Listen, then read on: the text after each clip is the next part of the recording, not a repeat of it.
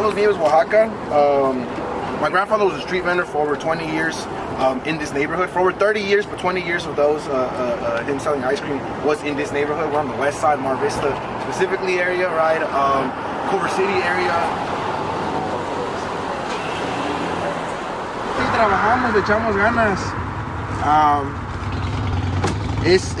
Es bonito, pero al mismo tiempo pues es bastante esfuerzo.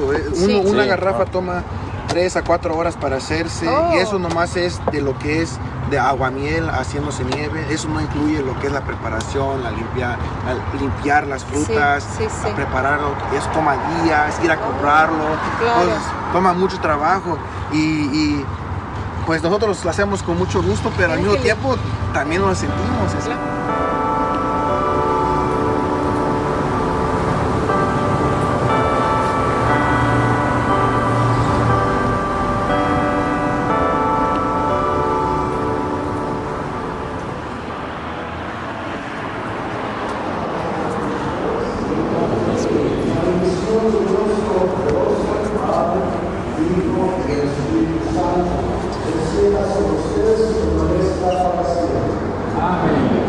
But most other nieverias, they tend to do sweeteners, artificial flavorings, syrups, all these other stuff. They just want to cut costs, make profit, push it out, right? And again, that's their business model. Our business model is not one to just make profit and make money right away. Rather, as you have seen, it's more about the community, the connection, finding a way to continue a legacy that has been here for over 20 years. One of the very first times I was back in the neighborhood walking and selling in the neighborhood, I walked into an apartment complex. And this apartment complex is like a U shape. So you have houses on this end and houses on that end, right? They're no more than about 15 steps away from each other, from one door to the other door. I walk in there, my homie lives on the second floor, so it's 2 floors. I walk in there and I'm selling ice cream. Nieves de garrafa, right? And so people come out, what, Nieves? And neighbors are coming out. And they right away recognize my cart, right away recognize my grandfather. When I told them about my grandfather, right away recognize me. And they start buying ice cream. And then I'm scooping up ice cream. And I'm scooping up, not even saying anything.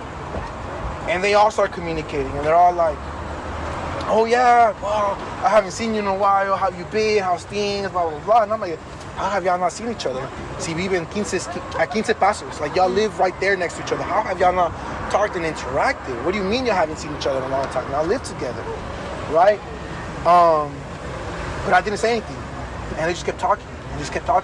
And they were talking and they're like, la renta is going up.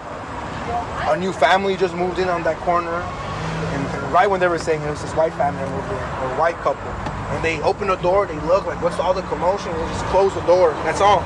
They don't interact, they don't come out, they don't ask, they don't say hi, they don't smile. They just close the door, right? And they're like, yeah, the building right across from it, they're like, yeah, they're remodeling it now. No one lives there no more.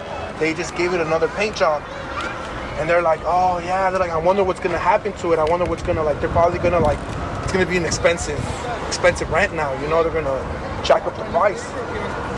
And they're talking all about it. So that's a political conversation, right? And what has connected us? The ice cream. Yeah. So it is. I mean, anyone, whoever comes, we talk to them.